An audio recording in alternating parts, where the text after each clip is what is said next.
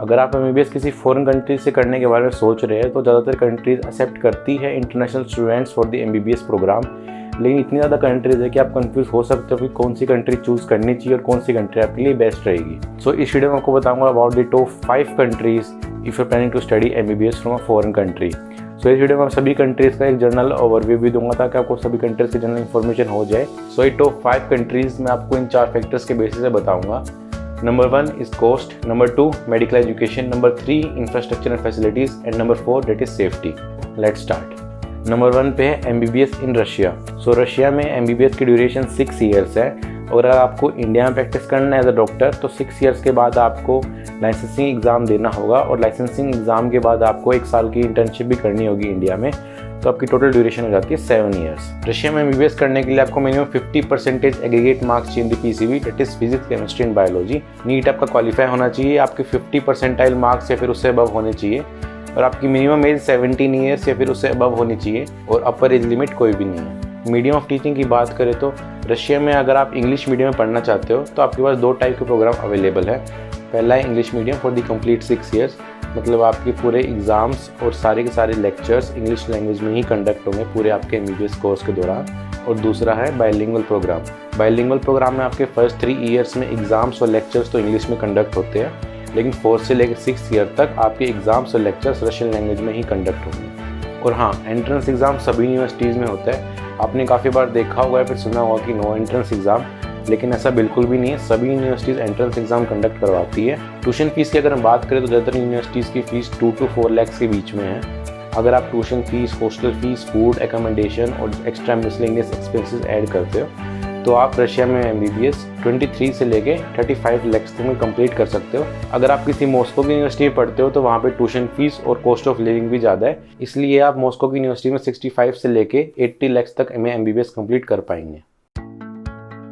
Number 2 Philippines. So Philippines में MBBS 2 parts में divided है। सबसे पहले आपको एक प्री मेडिकल कोर्स करना होगा। प्री मेडिकल कोर्स करने के बाद आपको NMAT, that is national medical admission test, आपको वो देना होगा।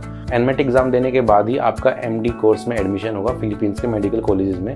तो फिलीपींस में एमडी 4 ईयर्स का है, जिसमें लास्ट ईयर क्लर्कशिप होती है और रिसेंटली फिलीपींस में क्लर्कशिप को वैलिडिटी मिल गई है इंडिया में। सो फिलीपींस से कोर्स कंप्लीट करने के बाद आपको इंडिया में फिर से 1 साल की इंटर्नशिप करने की जरूरत नहीं है। जो प्री मेडिकल कोर्स मैंने बताया आपको, ये 1.5 या फिर 2 ईयर्स का होता है, डिपेंड करता है कि आप कौन से कॉलेज में एमडी करोगे।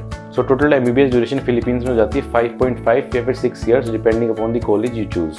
फिलीपींस से एमबीबीएस करने का एक मेजर बेनिफिट ये है कि वहाँ पे लोकल पॉपुलेशन को इंग्लिश भी आती है। इनफैक्ट फिलिपिनो और इंग्लिश दोनों फिलीपींस की ऑफिशियल लैंग्वेजेस हैं। फिलीपींस से मेडिकल कॉलेज की फीस अराउंड 1.5 से लेकर 4.5 लाख रुपीस तक है। सो टोटल अगर आप कैलकुलेट करते हैं tuition fees, accommodation, hostel, food, travelling and other miscellaneous expenses, तो फिलीपींस में आप एमबीबीएस अराउंड 30 से लेके 45 लाख तक में कंप्लीट कर सकते हैं, इंक्लूडिंग प्री मेडिकल और MD course. Number 3 Kazakhstan. So Kazakhstan में एमबीबीएस 5 ईयर्स की है। 5 ईयर के बाद अगर आपको इंडिया में प्रैक्टिस करनी है तो आपको 1 साल की इंटर्नशिप इंडिया में भी करनी होगी। सो टोटल कोर्स ड्यूरेशन हो जाती है 6 ईयर्स। एलिजिबिलिटी क्राइटेरिया की बात करें तो वो भी बिल्कुल सिमिलर है जैसे कि मैंने उनको पहले बताया था। एंट्रेंस एग्जाम भी सभी यूनिवर्सिटीज़ में होता है, बायोलॉजी और केमिस्ट्री। ये चीज़ बिल्कुल भी नहीं है कि यूनिवर्सिटी में एंट्रेंस एग्जाम नहीं है, सभी यूनिवर्सिटीज़ में एंट्रेंस एग्जाम होता है। सो कजाकिस्तान और फिलीपींस दोनों की कोर्स ड्यूरेशन ऑलमोस्ट सेम है, 6 ईयर्स इंक्लूडिंग इंटर्नशिप। सो अगर आपको 6 ईयर में अपना एमबीबीएस कोर्स कंप्लीट करना है इंक्लूडिंग इंटर्नशिप, सो ये 2 कंट्री आपके लिए बेस्ट रहेगी। इन दोनों कंट्रीज़ के मेडिकल एजुकेशन सिस्टम और यूनिवर्सिटीज़ में क्या क्या डिफरेंसेस है और क्या क्या सिमिलरिटीज़ है, इस टॉपिक के रिगार्डिंग मैं एक अलग से वीडियो बना दूंगा।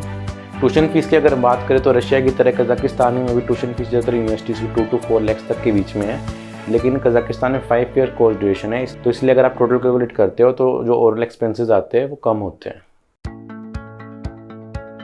Number 4 Ukraine.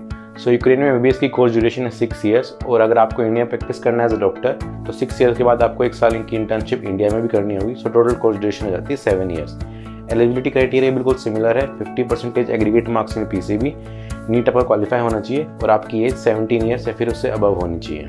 एंट्रेंस एग्जाम भी सभी यूनिवर्सिटीज़ में होता है, फिजिक्स और बायोलॉजी के क्वेश्चंस आते हैं। ट्यूशन फीस ज़्यादातर कॉलेज की 2 to 4 लाख के बीच में ही है, जैसे कि रशिया में है। अगर आप सब कुछ कैलकुलेट करते हो तो आप यूक्रेन से एमबीबीएस अराउंड 28 से लेके 35 तक आप एमबीबीएस कर सकते हैं। यूक्रेन में ज़्यादातर यूनिवर्सिटीज़ गवर्नमेंट यूनिवर्सिटीज़ है, प्राइवेट यूनिवर्सिटी 1-2 ही है जो कि अभी रिसेंटली ही ओपन हुई है। मीडियम ऑफ टीचिंग की अगर बात करें तो यूक्रेन में सभी यूनिवर्सिटीज़ में इंग्लिश मीडियम में ही पढ़ाई होती है। Number 5 Germany. जर्मनी सबसे बेस्ट ऑप्शन है if you plan to study MBBS from abroad, लेकिन मैंने फिर भी इसको 5th पोजीशन पर रखा है, वो आपको समझ जाएंगे क्यों। लेकिन पहले बात कर लेते हैं एलिजिबिलिटी क्राइटेरिया के बारे में। अगर आपको जर्मनी में MBBS करनी है तो आपको मिनिमम 90% या फिर उससे अबव मार्क्स होने चाहिए। अभी कोई कंपल्शन नहीं है, लेकिन ये है कि आपके जितने ज़्यादा होंगे, आप 90% से ज़्यादा होंगे, उतने आपके चांसेस अच्छे होंगे to get admission in a German medical university, और जितने कम होंगे तो उतने चांसेस आपके कम हो जाएंगे। वो मैं आपको एक्सप्लेन कर देता हूँ कैसे। सो जर्मनी में डायरेक्ट एडमिशन नहीं होते मेडिकल यूनिवर्सिटीज़ में, पहले आपको एक फाउंडेशन कोर्स करना होता है। वो फाउंडेशन कोर्स आप इंडिया में भी कर सकते हो और जब आप जर्मनी में भी कर सकते हो। सो आपको एक जर्मन मेडिकल यूनिवर्सिटी में एडमिशन से पहले आपकी 2 रिक्वायरमेंट होती है। पहला होता है कि आपको एक फाउंडेशन कोर्स करना होता है, और दूसरी आपकी जर्मन लैंग्वेज। आपको B1 लेवल तक जर्मन लैंग्वेज आनी चाहिए। तो आप ये जर्मन लैंग्वेज फाउंडेशन कोर्स करते वक्त भी सीख सकते हो। अगर आपको ये फाउंडेशन कोर्स जर्मनी में करना है तो आपको पहले एक एंट्रेंस एग्ज़ाम देना होगा, डेट इज़ Aufnahmeprüfung। तो जर्मनी में फाउंडेशन कोर्स को बोलते हैं स्टडी कलीग। सो जर्मनी में दोनों तरह के स्टडी कलीग है, प्राइवेट और गवर्नमेंट स्टडी कलीग। अगर आपका गवर्नमेंट में सिलेक्शन हो जाता है तो आपकी फ़ीस, जो ट्यूशन फ़ीस है, वो बिल्कुल नील रहेगी। लेकिन अगर आपका प्राइवेट स्टडी कलीग में हो जाता है तो उसकी फ़ीस काफ़ी ज़्यादा होती है। आपके फाउंडेशन कोर्स के एंड में आपका एक फाइनल टेस्ट भी होता है, that is Feste-Prüfung, that is FS और यू कैन से FSP। सो जब आप किसी भी जर्मन मेडिकल यूनिवर्सिटी में अप्लाई करते हो तो आपके FSP और आपके 12th में जो परसेंटेज आई है उनका एक एवरेज निकलता है, और उसके स्कोर के बेसिस पे यूनिवर्सिटी आपको सिलेक्ट करेगी। अगर आपको अपने चांसेस इंप्रूव करने हैं किसी जर्मन यूनिवर्सिटी में सिलेक्ट होने के, तो आप एक और एंट्रेंस एग्ज़ाम दे सकते हो जिसे बोलते हैं टेस्ट। तो कुछ यूनिवर्सिटीज़ में कंपल्शन होता है एग्ज़ाम देना, कुछ यूनिवर्सिटीज़ में नहीं होता है, वो बिल्कुल आपकी चॉइस है।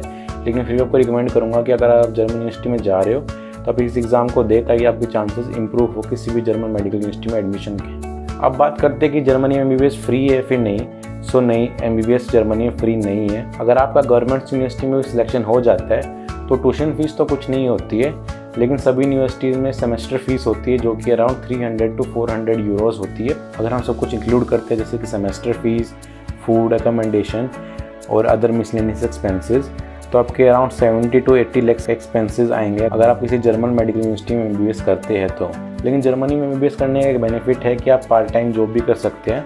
आप 20 आवर्स अ वीक जॉब कर सकते हैं। तो अगर आप जॉब करते हैं तो अपनी ट्यूशन फीस और लिविंग कॉस्ट खुद पे कर पाएंगे। अगर आप नहीं करते हैं तो आपके 70 to 80 लाख रुपये एक्स्ट्रा लगेंगे। सो ऐसे MBBS इन जर्मनी फ्री होती है, ऐसा नहीं है कि आपको कोई फीस ही नहीं है। मैं आपको जर्मनी तभी रिकमेंड करूँगा कि अगर आपको जर्मनी में ही सेटल होना है, क्योंकि अगर आप FMG का परसेंटेज देखते हो तो ज़्यादा स्टूडेंट्स अपीयर ही नहीं होते एग्ज़ाम में, क्योंकि वहाँ पे बेटर वर्क अपॉर्चुनिटीज़ हैं। और अगर आप इंडिया आना भी चाहते हो तो आपको 1 साल एक्स्ट्रा इंटर्नशिप करनी पड़ेगी, तो आपकी टोटल ड्यूरेशन 8 ईयर्स हो जाएगी। So that's it for this video. अपनी आने वाली वीडियोज़ में इन सभी कंट्रीज़ को मैं इंडिविजुअल भी एक्सप्लेन करूँगा, वहाँ के एजुकेशन सिस्टम और यूनिवर्सिटीज़ के बारे में आपको बताऊँगा। आई एम श्योर वीडियोज़ काफ़ी इन्फॉर्मेशनल होने वाली है। अगर आपको कोई डाउट है किसी भी कंट्री या फिर किसी यूनिवर्सिटी के बारे में तो आप नीचे कमेंट कर सकते हैं। सो मिलते हैं नेक्स्ट वीडियो में, तब तक के लिए बाय बाय।